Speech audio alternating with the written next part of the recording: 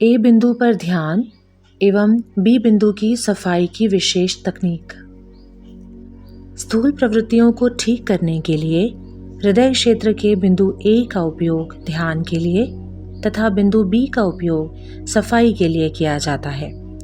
यह आत्म आसक्ति की प्रवृत्तियों को ठीक करने के लिए बेहद प्रभावी है। ए एवं बी बिंदु की वास्तविक स्थिति।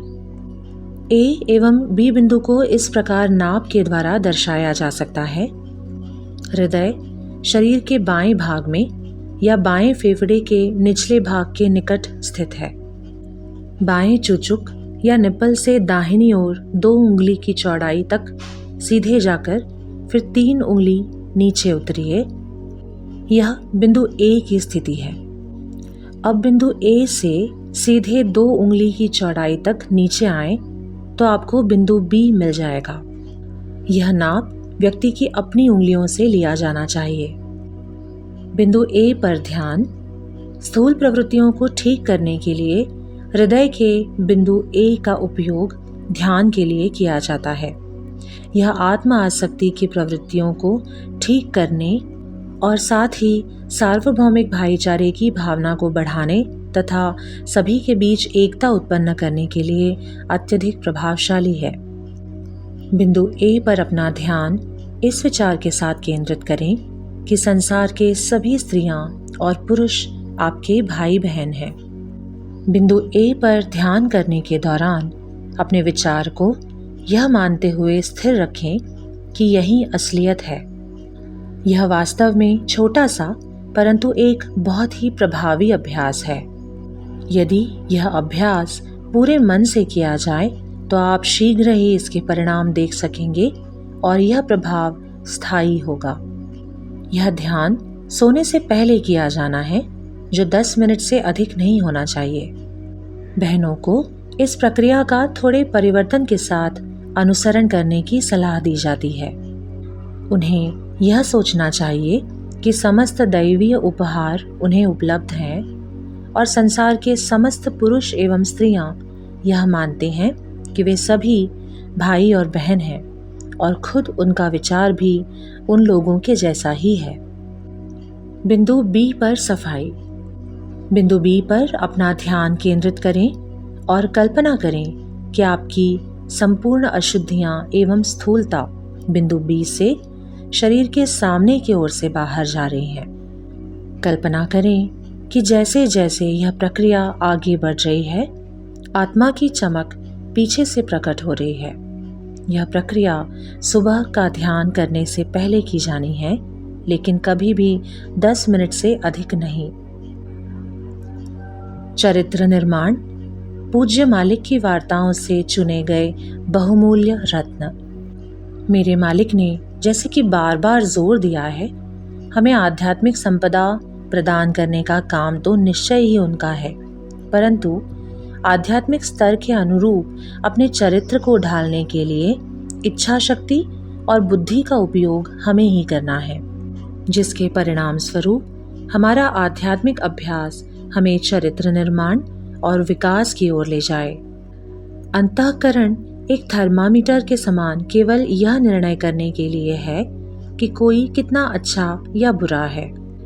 आध्यात्मिकता में हम अच्छे या बुरे के बारे में नहीं, बल्कि संस्कारों के बारे में विचार करते हैं और हमें उनसे बचना है। निश्चय ही सहज मार्ग सामाजिक परिवर्तन के लिए भी कार्य करेगा, लेकिन उनके परिणाम इतने शीघ्र दिखाई नहीं पड़ेंगे। वे लोग जो केवल संसार को बदलने के इरादे से आध्यात्मिक जीवन की ओर आ रहे हैं, कृपया इसे ध्यान से सुने। यदि लोग आध्यात्मिक जीवन की ओर केवल इस संसार को बदलने के इरादे से आते हैं, तो मैं आपको विश्वास दिलाता हूँ कि उन्हें कुछ भी हासिल नहीं होगा।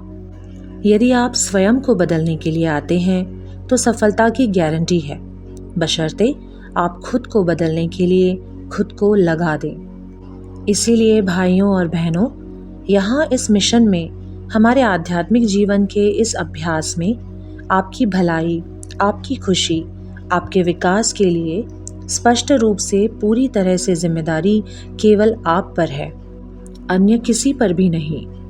यह ना तो मिशन के ऊपर है, ना प्रशिक्षकों पर, और ना ही उस शिक्षा पर जो हम देते हैं। यह खुद आपके लिए, आप में से हर एक पर है। आप अपने ढंग से जीते हैं, खुद अपने ऊपर काम करते हैं और खुद का विकास करते हैं। आप ही प्रयोग हैं, आप ही प्रयोग की वस्तु हैं, आप ही प्रयोग करता है, और जब यह संयोजन सफल हो जाता है तो उस प्रयोग का परिणाम भी आप ही होंगे। अपने चरित्र का निर्माण करने के लिए ध्यान ही एकमात्र उपाय है, जो मित्रता, भाईचारा, सहचारिता, प्रेम, सहृदयता, क्षमाशीलता के मानवीय मूल्यों को अपने अंदर पुनर्स्थापित करके अच्छाई पैदा करने का प्रयास मात्र है। और इसके लिए सबसे पहली ज़रूरत है हर उस चीज़ को भुला देना जो आपको दूसरों से भिन्न बना सकती है। हर वह चीज़ त्याग दी जानी चाहिए जो आपको समाज में एक अलग व्यक्ति के रूप में इंगित करती है। लेकिन इन सबसे अधिक महत्वपूर्ण बातों में से एक बात जिस पर बाबूजी महाराज बहुत जोर दिया करते थे, वह है किसी भी अन्य व्यक्ति की भावनाओं को चोट न पहुंचाना। यह चरित्र का सबसे महत्वपूर्ण बिंदु है, और इसमें भी सबसे महत्वपूर्ण है अपनी माँ की भावनाओं को कभी भी चोट ना पहुंचाना। मानव विकास के साथ समस्या हमेशा संबंधित व्यक्ति की आकांक्षाओं और उसके चरित्र निर्माण के बीच का अंतर है। यह याद रखते हुए कि मालिक की सहायता सदैव उपलब्ध है, चरित्र निर्माण के लिए अपनी इच्छा शक्ति का उपयोग ही वह चीज़ है जो ज़रूरी है।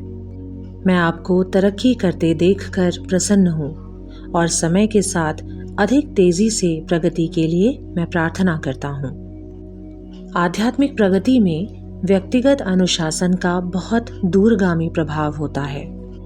व्यक्तिगत अनुशासन आपका आंतरिक अनुशासन व्यक्त करता है कि आप संतुलित हैं। आप अपनी ज़रूरतों को दूसरों की ज़रूरतों से पहले नहीं रखते हैं। यह बात स्वयं शिष्टाचार में दिखाई देती है। आप दूसरों को जाने देते हैं, उन्हें पहले बैठने देते हैं। खाने की लाइन में लगने के लिए आप दौड़ भाग नहीं करते और दूसरों को पहले खाने देते हैं। यदि वहाँ बैठने के लिए स्थान कम है, आप बुजुर्ग लोगों को बैठने देते हैं और खुद बाहर जाकर बैठ जाते हैं। ये सब बातें खुद आपके भीतर से आनी चाहिए। हम नहीं कह सकते कि यह स्थान बुजुर्गों के लिए आरक्षित है और ऐसी ही बातें। आंतरिक अनुशासन सबसे पहले इन बातों में व्यक्त होना चाहिए। दूसरों के लिए चिंता, स्वयं की सहायता से पहले दूसरों की सहायता करने की इच्छा होना और सामान्यतः सभी परिस्थितियों में शिष्टाचार का प्रभावी रहना।